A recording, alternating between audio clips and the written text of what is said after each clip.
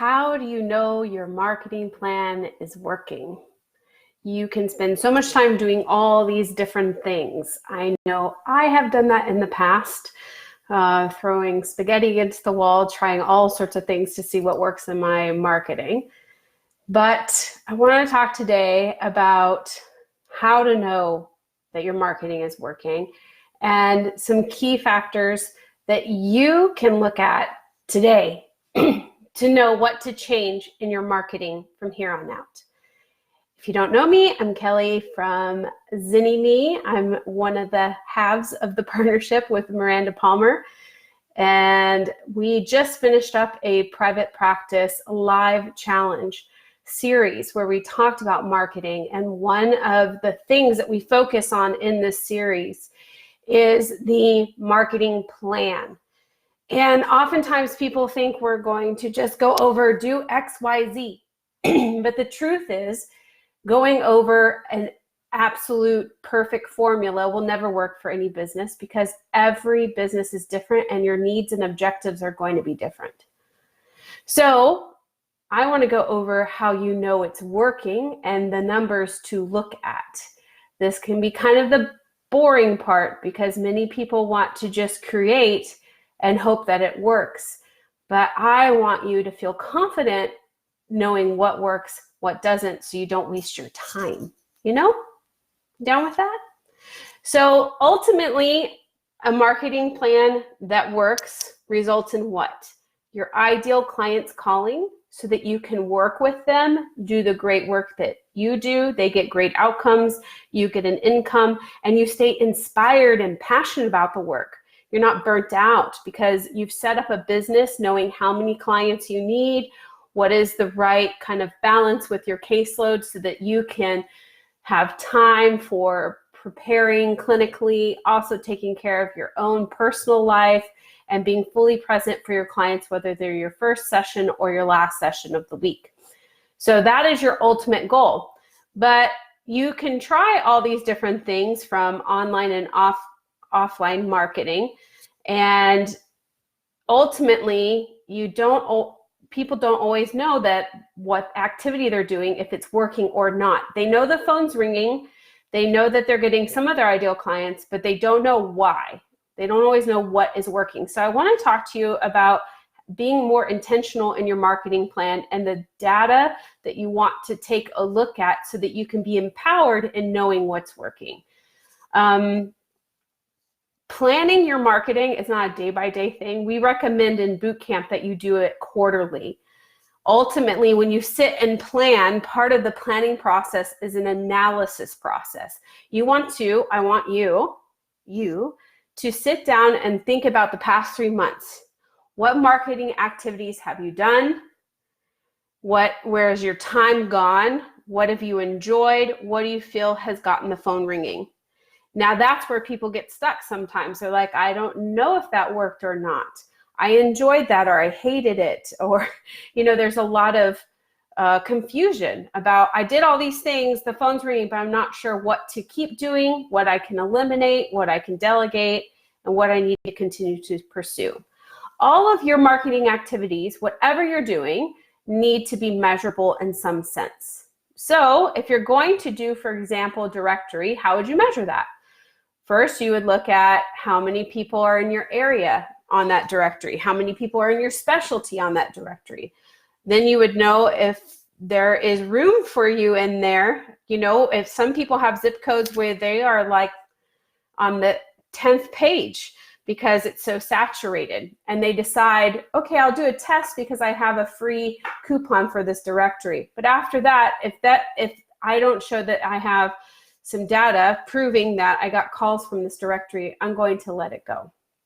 So every activity must be measurable. And I want to talk about some of the measurements that any one of you need to consider in your marketing plan. All right, so call tracking. This is where it's very important. I recommend a lot of my clients, we create a Google form that they just keep on their phone and they do all their tracking that way, or their assistant does when they answer the phone. You want to know how many referrals are you getting? Are they the right fit? How did they find you? Did they come to you from a friend, a colleague, or did they find you on the website? So you want to track how people contact you and how they found out about you. If they come from direct referrals, then that informs you the next quarter of who to reach out to, who to continue to build relationships with. You may find that there's a doctor's offices that's a great source of referrals for you. You may find that that doctor's office may have another doctor to introduce you to. So you want to continue to foster those relationships that value the work that you do, that are invested in their own patients or clients and getting them the help that they need. Now, if you get calls like from your website, you'll go into, or emails on a contact form on your website, your analytics will inform you a little bit better about how those people found you. So call tracking. Are you getting enough calls? And are the calls, where are they coming from? Second of all, your initial consult. You want to analyze that every quarter. Look at how many people called, how many people you ended up referring out, and why. You want to track this on your call tracking. And evaluate, are your calls people who are a good fit, or are you getting a lot of people you need to refer out? If you're getting a lot of people you need to refer out, then your marketing message needs to change. Usually that's where it starts. You're either marketing in the wrong place, but definitely with the wrong message. It's not clear who you work with if you're getting a bunch of people that are not a good fit. So when it comes to your marketing plan, if you're saying, gosh, I get a lot of people who are requesting to use insurance, I get a lot of people who think I work with couples and I work with kids, that's going to inform you then to look at, where have you been spending your marketing time? Are you showing up where your couples who don't want to use insurance, where they engage in the world? And is your message really clear? Is it clear on your website? Counseling for couples. But if it says families in there, I could see how it might be confusing to someone. So that initial consult data is really going to inform your marketing message and the placement of that message in the world. Next is website analytics. And this is where people get kind of cringy, and I totally get it. There are only a few data points that I look at in analytics. There are some people that can geek out into that stuff and go drill down really deep. But for most practices, you want to see how people found your website, which is your top referrers. Where did they come from? Are they coming from social media? Are they coming from a Google search, or are they directly typing in your URL? Then you want to know how long they're staying and where they're engaging. What content is popular on your site? What are they looking for? If they're not sticking around very long, that means one of two things. That means you are ranking for stuff that is not of importance. It's, for example, someone's looking for a lawnmower and your site shows up, they click and they're like, this isn't it, and they bounce off. Then that means we need to really not rank for lawnmowers, and we want to focus on ranking for the counseling that we offer. So there's some strategy behind that in your marketing plan. Now, if they stay around and they look around at stuff, you want to see what blogs they look at, what pages are of interest, and that tells you where people are engaging and where the need is. So this also informs your layout of your website. If your website is hard to use, it's hard to find stuff, people are going to fall off. So you want to make sure that the navigation is very clear, that it's user-friendly, it's mobile-friendly, all those things. And next, that the copy is really engaging and clear about who you serve, what you do, and the transformation you provide. So those website analytics do inform your marketing plan. They're not just some random data. Then you can also set some goals. For example, if maybe you had 1,000 views this past month, you want to see that continue to increase. And how that continues to increase is that you make your website the hub of your marketing, so that when you are marketing your practice, you bring them back to your website, because that's where you can build trust with them. Next is the Google Search Console. This is part of your marketing strategy. Again, like I said, are you ranking for what you need to be ranking for? You want to do some keyword research, have some goals about, I want to rank for counseling in Chicago. I want to rank for marriage therapy in San Francisco. I want to rank for play therapy in Tampa Bay, Florida. So you can start to really see where you rank. It gives you kind of an accurate picture with the averages of where you rank for keywords. Also the keywords that people typed in to find you. So that way you can find some of those misnomers of people are typing in random things and you show up for it. This is common for sex therapists, for example. This is something that they're very aware of, that they tend to rank for people that are looking for other things. And so they can be a little bit more forward about the work that they do, really clear on their website. So you'll see that happen. Sometimes people rank for things other than what they intended for. So part of your marketing plan is making yourself visible online, and that happens with your SEO, and that Google Search Console is really going to help you with that. And you want to be targeting to change that ranking over time, meaning landing on the first page for more and more keywords as you build. Next is engagement. These are things you want to be tracking. So on your social media, on your website, but also if you're doing events or speaking, how many people did you reach? How many people did you have conversations with? What were the conversations like?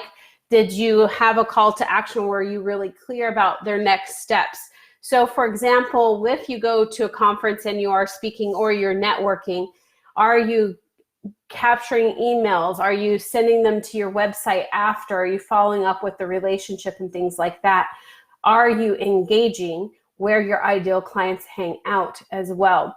When you can focus on those areas, you have more of a chance of increasing your connection and building trust with them and ultimately getting the phone ringing. So these are just five areas that you can work on tracking some data for. Because imagine, you know, in the beginning when we started zynnyme, we did a lot more speaking. And I know people have asked, like, why aren't you speaking at a lot of conferences? And we do about one a year now because we enjoy it and we love getting to meet new therapists. But ultimately, we also know that it is harder on us physically to go all these different places, and the results are not the same as when we do like a webinar. With a webinar, we're able to reach more people, for example. So there was some testing initially in the beginning of our business where we were doing a lot more face-to-face, and then we moved into more of a digital format of that to make it work more effectively for us and for our clients. It gave them more accessibility to what we teach, because not a lot of people are going to conferences. You guys are busy. You guys are working on your businesses and all of these things. And so conferences are few and far between for a lot of you, like maybe 1 or 2 a year. So as we have been working with more and more therapists, we know where they hang out, and that's where we want to hang out. So imagine the same for you. You go to speak and you start to learn, like, hey, that didn't result in much of anything. It maybe established a connection with a person, or maybe it did result in something. I had a client recently, we were talking last week, went and spoke somewhere, made a connection with someone. That person has been a big referral source for their practice.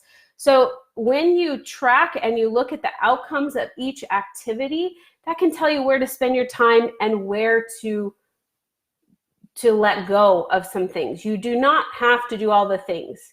You do have to show up in the world. You do have to share your message. You do have to back up what you preach with great outcomes in your practice. But that does not mean you have to do all of the marketing activities. That is a recipe for burnout. If you want longevity and sustainability in your practice, I want you to be thoughtful about your marketing activities, set out a plan, and make it measurable. Because ultimately, a great marketing plan allows you to do great work. Your clients experience great outcomes. You have a better income. There's satisfaction all around. And that is a gift to your client, yourself, and to the mental health community as a whole. Because we want to increase access to mental health services in our communities. And in order to do that, we have to be visible. So I hope this was helpful. If you've got questions, comments, post them below. Share this with someone who needs support. And we have some upcoming trainings in the works where we will go over some of this even in more detail. But today, you can start tracking right now. Start tracking your calls, assessing who refers, look at your website analytics, check out where you're ranking, and really evaluate what you've done in the past 3 months and what fruit has come from that labor and where you might need to be pruning in your marketing plan. Take care.